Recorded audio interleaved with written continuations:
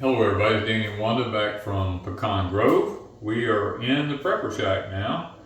I have pretty much got most of everything pretty much like I want it.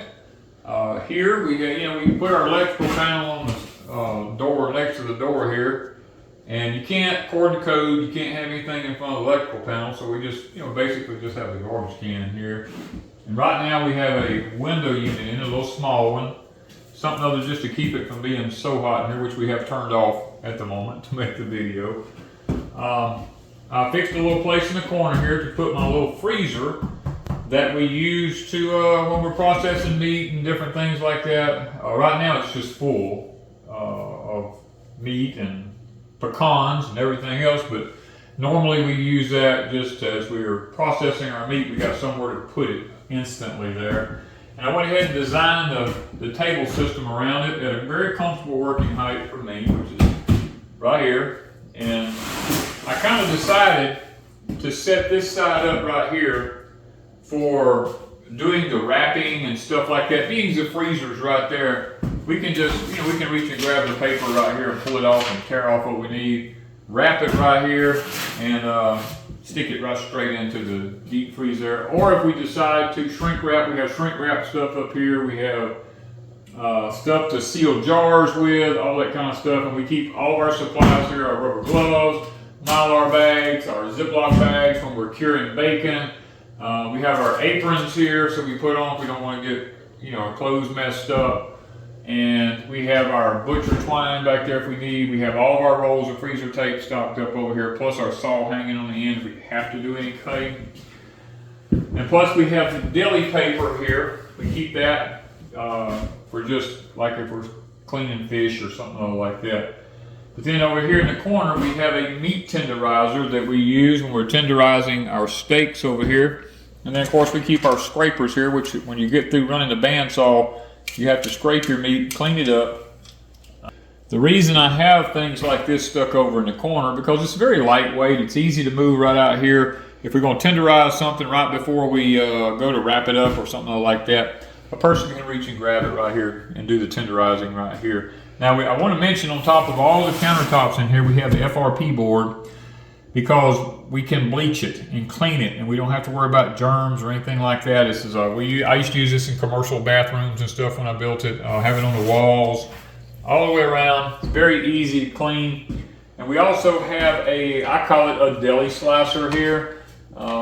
Sometimes you get cheese in these big square long blocks, and you can take this and sit here and just, you can cut your cheese into these nice, even, thin slices if you want to put it in the refrigerator or freezer that way, or if you're like smoking cheese or something other, we can take it to the smokehouse, we can smoke it, bring it back here, we can slice it up, put it in the freezer for future use. And of course, then we have our commercial bacon slicer here for slicing our bacon with here. This is made by Advanco, I believe is the name of it. I think that's how you say it, Advanco. We like their products a lot, but it's a commercial one, does a fantastic job of slicing bacon. And then we have the Advanco. This is our sausage stuffer here. This is not electric, because I've tried the electric ones, I've tried the water ones. They're very difficult, can get away from you if you don't know, if you're not familiar with using them. This one's just a hand crank system. You turn the handle on it, the snout sticks out here, you put your casings on it. It's very, you don't have to worry about it getting away from you. You can just do it at your own pace. Of course, then we have our own grinder here, which is a Cabela's. This is what it's made from Cabela's. We've used this thing for years and years to grind our sausage, our hamburger meat, and everything up with. Then down here I have my pecan cracker. I put my pecans in these trays here and set them up underneath here. And right now I have some cracked here that I got to go through and get the hulls out of them. It makes it very simple to do that. Now back over here by our little deep freeze, we've got our Yeti cooler. We keep our stainless steel baskets here. I've got my water bathing canisters under here. My killing cones are stuck up under there. I have a little camouflage seat thing that I sit on there if I need to work. I always keep a supply of clean food grade buckets and lids here because you really never know what you need, you know, when you need it. Then we have an extra air conditioner.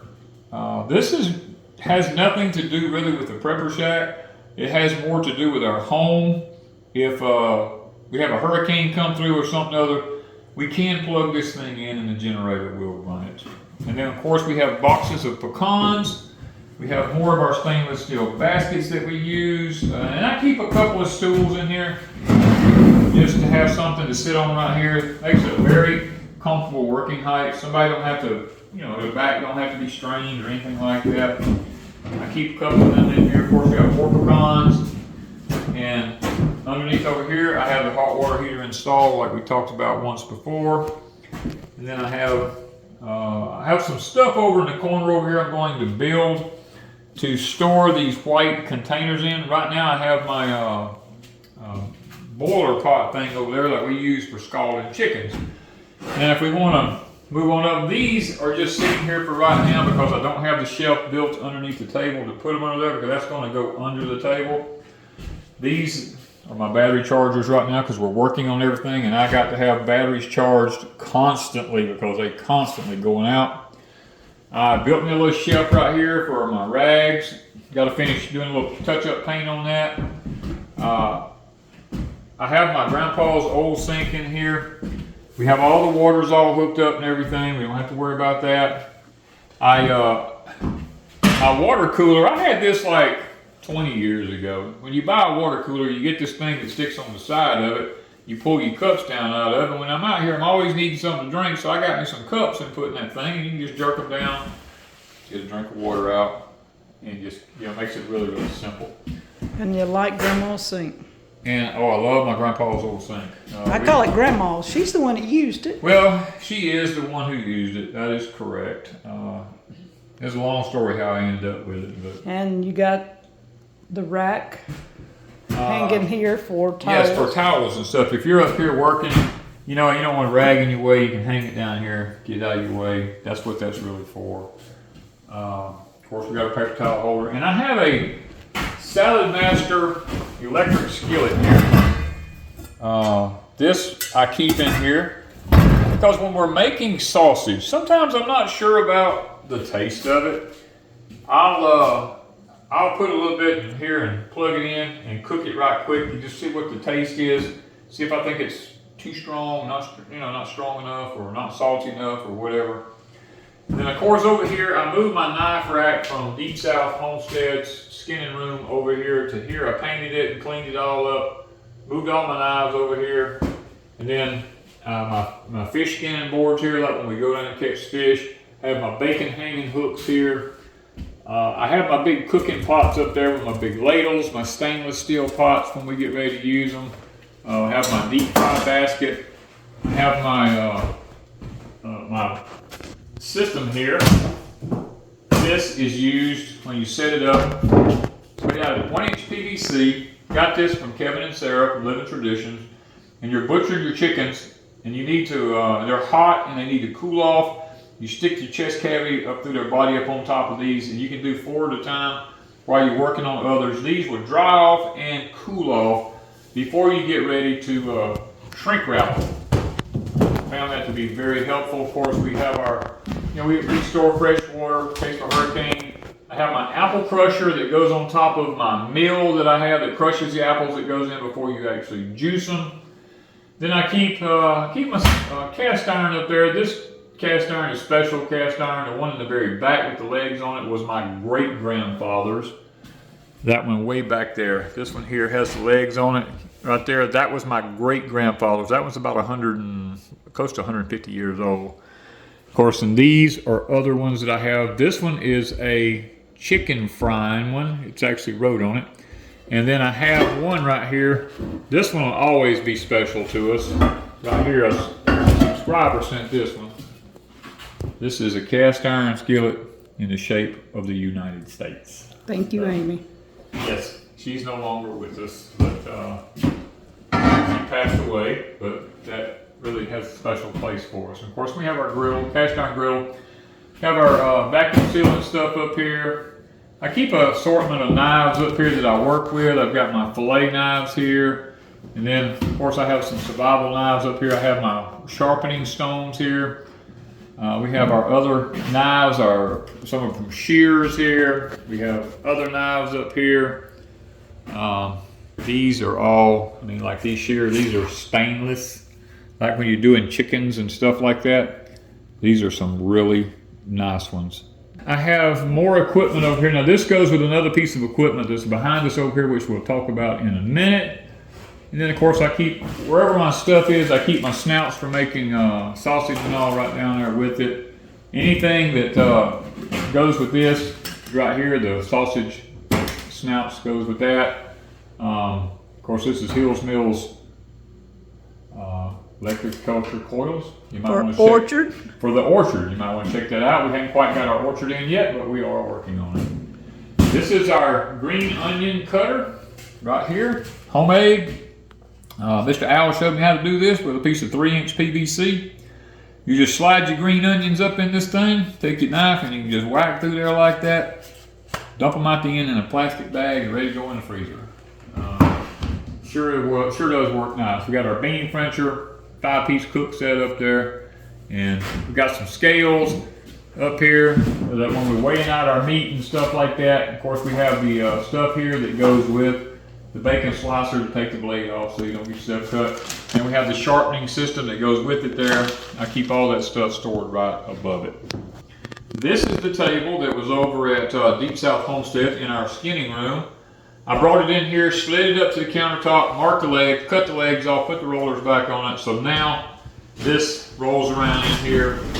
It's a very nice piece of stuff. Now I am going to put a piece of FRP board on top of this, but this is exactly the same height. You can move it over here. It's exactly the same height as the countertop. Makes it very easy to work with. Now I did order and get this in right here. This is a brand new bandsaw, stainless steel bandsaw system. I got an extra blade hanging on the wall here. So many times we have stuff that's frozen and the roast is too big to go into the crock pot, and rather than thaw the whole roast out, I can bring it in here. I can just cut it. We can fit the crock pot better. Or if we're butchering an animal and we have it in the cooler, we take it out and we want to cut pork chops or roasts or anything like that, steaks, we can sit here, we can adjust it one way, we can adjust it the other way, we can sit here and just get it back and forth like this with it. We can cut everything with it that way. Looking forward to using that this year. And then the equipment that I had over there, I told you went to the other side of the room, this has its own sausage grinder and all that kind of stuff, stuffer, all that kind of stuff goes on the end of it here as a backup to the other one that I have. So guys, that is basically the gist of the Prepper Shack. We're almost completely finished with it. Now we do have other plans for the Prepper Shack, because we called it a Prepper Shack and not a skinning or butchering room or meat room or whatever you want to call it, meat house or anything. We're going to put a deck on the front of it with a roof over it. And Miss Wanda now has the electric canner that she uses pretty much on a regular basis. Now she's fallen in love with that thing. We're probably going to bring the electric canner out here and do the electric canning out here and turn this into a place for her to can, as well as, so we don't have everything jumbled up in the house in there. She'll have her sink water here that she can use. We have a 2-eye burner that we can plug in here that will make it very simple for her to heat her water, you know, that type of stuff. So not only will it be just this stuff, we're thinking about turning it into a canning kitchen also once we get the deck on, the roof on, and stuff like that, so that we are, Miss Wanda don't have to sit right in here the whole, 100% of the time. She can go out on the deck or something like that, where it'll be a lot nicer. So that's where we're at, guys. It's a lot of work gone into this. This is where some of my time has been at because of the heat. I turn the air conditioner on here in the 100-something degree temperature in the day.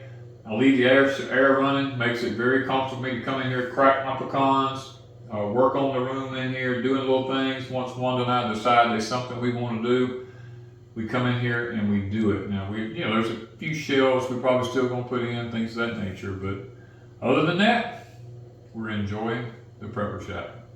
Thank you guys from Pecan Grove. Okay, let's turn the air back on. You ready to turn the AC back on? Yeah. It gets hot fast when you got 100-something degrees outside.